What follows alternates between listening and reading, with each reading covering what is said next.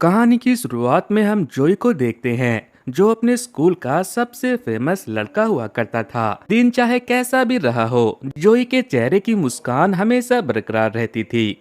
रोजाना की तरह वो आज भी स्कूल के लिए निकल रहा होता है। फिर कुछ दिन के बाद कहानी स्कूल के फेयरवेल के दिन शिफ्ट होती है। इस मौके पर स्कूल मैनेजमेंट ने एक खास प्रोग्राम आयोजित किया था, जहां पेई के द्वारा जोई की याद में बनाई गई वो शॉर्ट फिल्म भी दिखाई जाने वाली थी। हर कोई पेई के इस फिल्म को बेसब्री से देखने के लिए इंतजार कर रहा था। वहीं सभी बच्चों के बीच बैठी बोकी को लगता है कि आज जोई के द्वारा चुराई गई ओम की उस कहानी की असलियत सबके सामने आ जाएगी और जोई की इज्जत की किरकिरी हो जाएगी। मगर जब फिल्म शुरू होती है तो नज़ारा कुछ और होता है, क्योंकि यहाँ जोई की कहानी तो होती है, मगर इसके लिए कोई हाईटेक कैमरे का इस्तेमाल नहीं किया गया था। सिंपल मोबाइल से उसकी तस्वीरों का इस्तेमाल करके पेई ने ये सब कुछ तैयार किया था।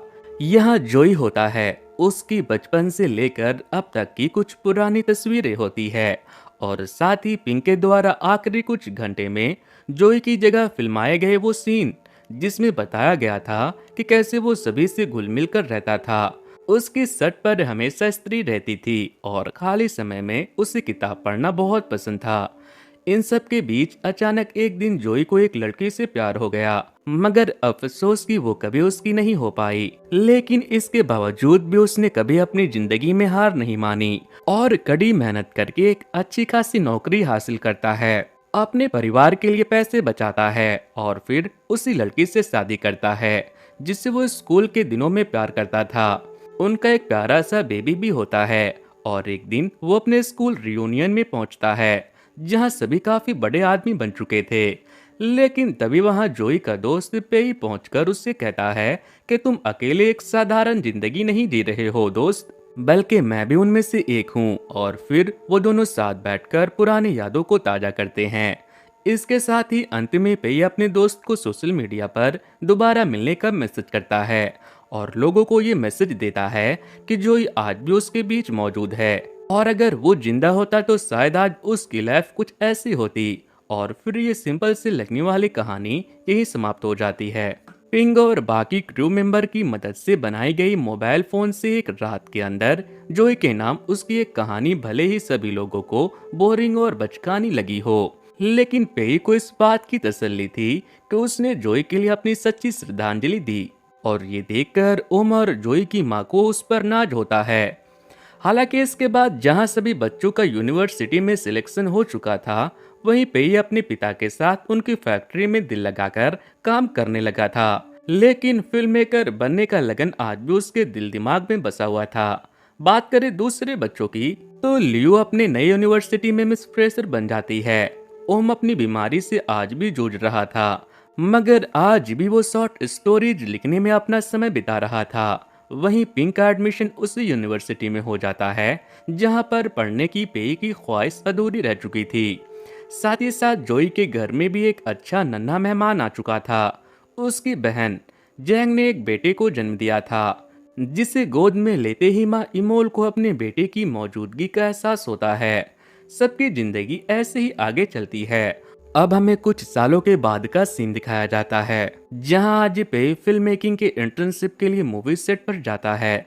और हैरत की बात ये थी कि यहाँ पर डायरेक्टर कोई और नहीं बल्कि बोकी थी। दोनों एक दूसरे को देखकर खुशी से गले लगते हैं, ठीक वैसे ही जैसे फेयरवेल के उस रोज लगे थे।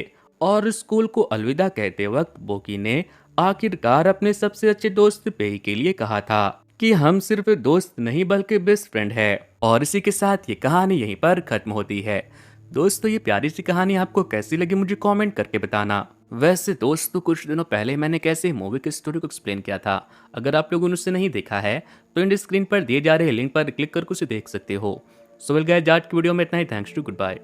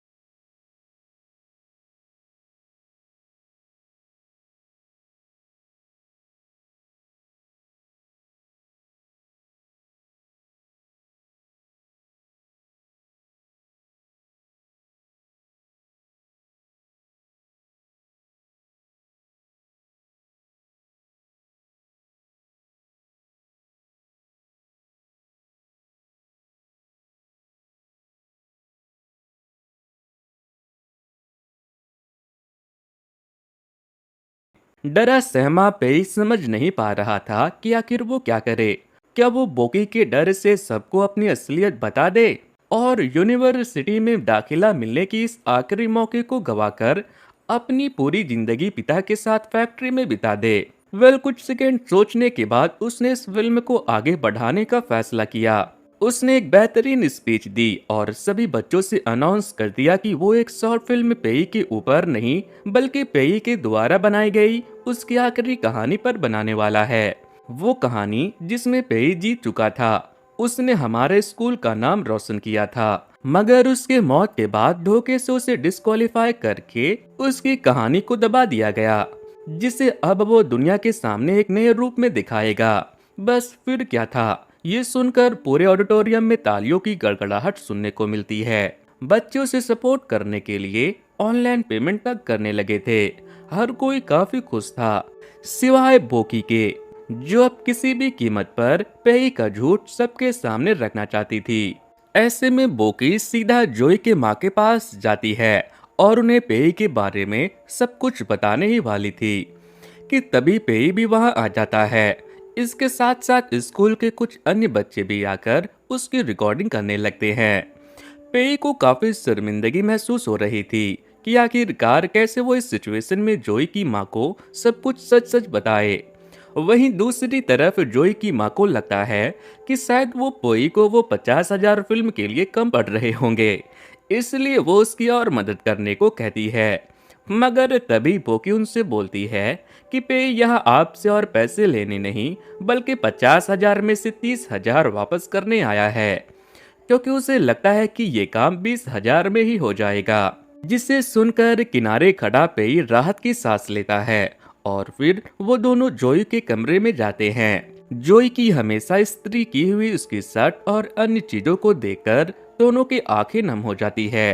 तब पेई बोकी से अपना एक और राज बताते हुए कहता है कि दरअसल उसे शॉर्ट फिल्म कैसे बनाई जाती है इसका बिल्कुल भी अंदाजा नहीं है, जिस पर बोकी इसमें उसका साथ देने को कहती है। लेकिन ये सब कुछ वो उसके लिए नहीं बल्कि जोई के लिए करना चाहती थी। वहीं पेई अभी भी कमरे में कुछ न कुछ ढूंढने में लगा हुआ था और यहाँ उसका हाथ जोई का एक डायरी लगती है जिसमें उसने अपने प्यार का जिक्र किया था।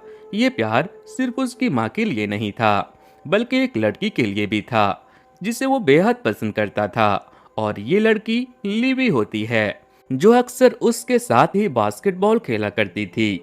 यहाँ तक कि उसने पेई से वादा भी किया था कि अगर उनकी शादी होती है तो सारी वेडिंग प्रेजेंटेशन वीडियोस वही तैयार करेगा, जिसका जिक्र इस डायरी में भी था। और ये पढ़कर पेई भी थोड़ा भावुक हो जाता है। अब इसके अगले ही दिन वो लोग शूटिंग में जुट जाते हैं। हालांकि फिल्म बनाना इतना भी आसान काम नहीं था। उन्हें अच्छे से पता था कि इसके लिए क्रू मेंबर की जरूरत होगी।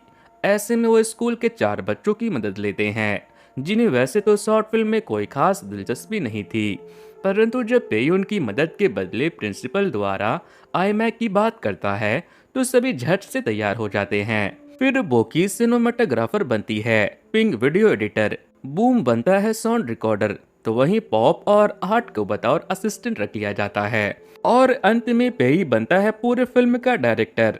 हालांकि इसके अलावा भी उन्हें एक आदमी की जरूरत थी जो हूबहू जोई की तरह लगे, जिसे वो अपनी फिल्म में जोई की जगह एक्टिंग करा सके। और इस काम के लिए वो सभी पिंग को चुनते हैं, जिसमें उसके बालों को जोई की तरह दिखने के लिए काट दिया जाता है ताकि वो पूरी फिल्म में जोई जैसा ही लग सके। बस फिर क्या था, वो लोग अपनी फिल्म का सबसे पहला दृश्य में एक ऐसे प्लेनेट को फिल्माने लगे जहाँ पर हर कोई एथलीट था और जोई उनमें सबसे बेस्ट होता है। फिर अगले सीन में उन्हें जोई को एक एस्ट्रोनॉट के रूप में कैद करना था। उसे भी वो लोग किसी तरह पूरा कर लेते हैं। इसके बाद उन्हें एक ऐसे सीन में रिकॉर्ड करना था जिसमें जोई की इच्छा जासूस बनने की थी। पिंग किसी तरह टॉम क्रूज बनकर इस हिस्से को भी कंप्लीट कर लेता है, और ऐसे देखते ही देखते वो सभी जोई की लिखी शॉर्ट फिल्म की सारी सीन खत्म कर देते हैं। बस सब कुछ बचता है तो इसका एक आखिरी पार्ट, जिसे फिल्माना थोड़ा मुश्किल था क्योंकि इसमें उन्हें जोई की आत्मा को दिखाकर उसे स्पेशल फील करवाना था। उन्हें महसूस कराना था कि वो अभी भी लोगों के दिलों में जिंदा है। इसके लिए पेई के दिमाग में एक कमाल का आइडिया आता है कि वो स्कूल प्लेग्राउंड में जोई की याद में आतिशबाजी करेंगे ताकि उसे ये एहसास हो कि हम आज भी उसे याद करते हैं। फिर रात होती है और हम स्कूल के सीढ़ियों पर बैठे पेई को देखते हैं, जो हकीकत में जोई के इतने भी करीब नहीं था। पर इस पूरे शॉर्ट फिल्म को बनाने के दौरान उसे जोई से एक अलग सा लगाव हो गया था, मानो वो उसे ना जाने कितने सालों से जानता हो। तभी बोकी उसके पास आती है और कहती है, क्या तुम्हें पता है हम एक सच्चे दोस्त कब बने थे? वो पूछता है कब, तो बोकी कहती है जब हम एक दूसरे को अपना सीक्रेट शेयर करते थे। कहानी एक बार पास्ट में शिफ्ट हो जाती है और हमें मालूम पड़ता है कि यहाँ वो पहली इंसान बोकी ही थी जिसे जोई ने बताया था कि वो अपने पड़ोसी लियो से प्यार करता है और उसका बॉयफ्रेंड बनना चाहता है। बोकी भी इसमें उसकी हेल्प करने की प्रॉमिस करती है, पर एक दिन गलती से जब क्लास के बाकी बच्चे उसके और जोई के रिलेशनशिप में होने का मजाक उड़ा रहे थे, तब गुस्से में बोकी ने उन्हें बता दिया कि वो और जोई सिर्फ अच्छे दोस्त है। जोई तो लियो को लाइक करता है, जिसके बाद ये खबर क्लास में सभी बच्चों के बीच फैल जाती है और बस इसी दिन से जोई ने बोकी से बात करना हमेशा हमेशा के लिए छोड़ दिया था। बोकी ने भी कभी अपनी गलतियों की माफी नहीं मांगी, जिससे वो दोनों दूर हो गए और आज उसे उसका बहुत पछतावा था। फिर कुछ दिन बाद स्कूल में एग्जाम खत्म होता है। क्लास के सभी बच्चे की एक साथ तस्वीर ली जाती है। पे भी इस लाइन में खड़ा होता है, तभी उसके पास ओम नाम का एक लड़का आकर खड़ा हो जाता है, जो पेई को बताता है कि वो जोई का बेस्ट फ्रेंड था और वो उसी के साथ बैठा करता था, परंतु कुछ महीने पहले अपनी बीमारी की वजह से उसने स्कूल आना बंद कर दिया था। फिर वो पेई को अगले दिन अपने घर पर बर्थडे पार्टी पर इनवाइट करता है, जहाँ पेई बोकी के साथ पहुंचता है।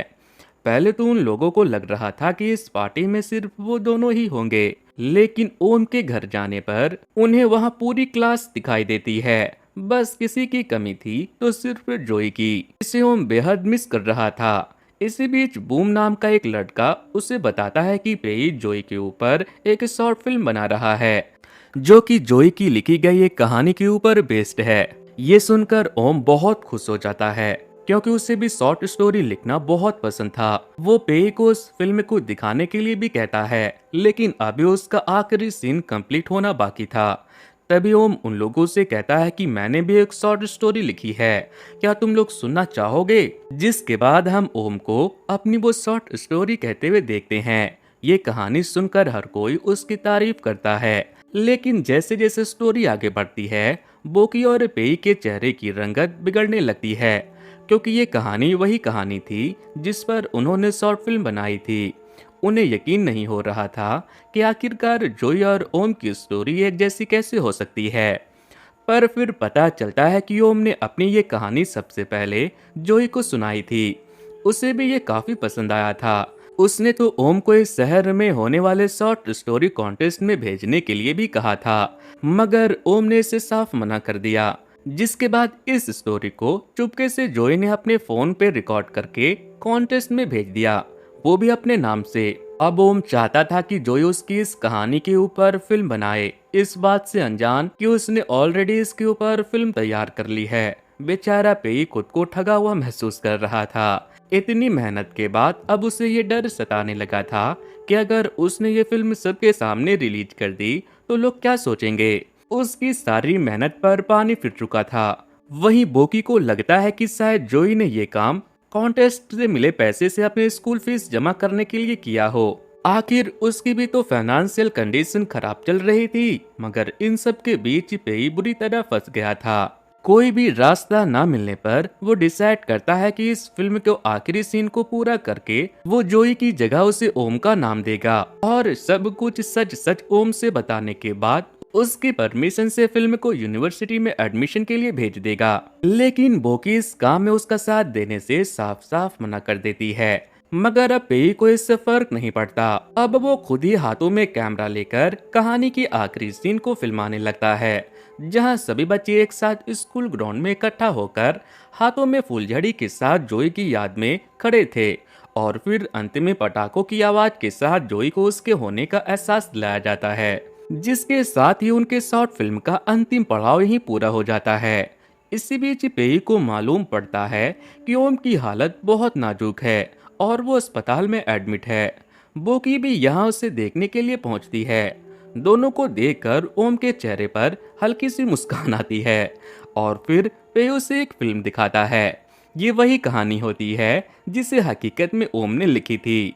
इस पर अब जोई की जगह ओम का नाम था कि कैसे वो अपनी एक अलग दुनिया की कल्पना करता है, वो जिंदगी जिसमें वो सब कुछ बनना चाहता है, जिसे देखकर ओम की आंखों में आंसू आ जाता है और वो रोते हुए पेई से कहता है कि ये कहानी मेरी जरूर है, लेकिन मेरा अंत ऐसा नहीं होगा। मैं अभी और जीना चाहता हूँ, मैं जिंदगी में कुछ करना चाहता हूँ और वो मैं करके रहूंगा। इसके साथ साथ वो इस फिल्म के लिए पेई से थैंक यू भी कहता है। अब इससे पहले कि पेई ओम से इस फिल्म को शॉर्ट फिल्म कंपटीशन में भेजने के लिए परमिशन मांगता, बुकी उस ड्राइव को लेकर वहां से भाग जाती है।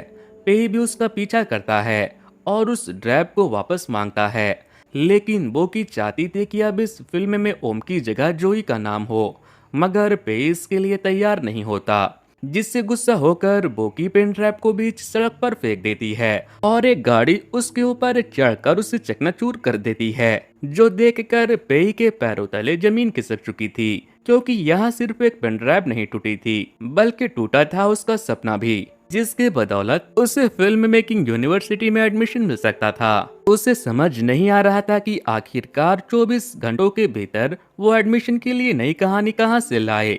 अब तो उसके पास कोई कैमरा भी नहीं है। ऐसे में वो पिंग से मदद मांगने के लिए जाता है, जहां कंप्यूटर पर उसकी बनाई हुई शॉर्ट फिल्म का एक्स्ट्रा फाइल देखकर वो चौंक जाता है और खुशी से झूम उठता है। लेकिन तभी पिंग उसे बताता है कि वो इस फिल्म से उसी यूनिवर्सिटी में एडमिशन लेना चाहता है जहां पेई जाना चाहता है।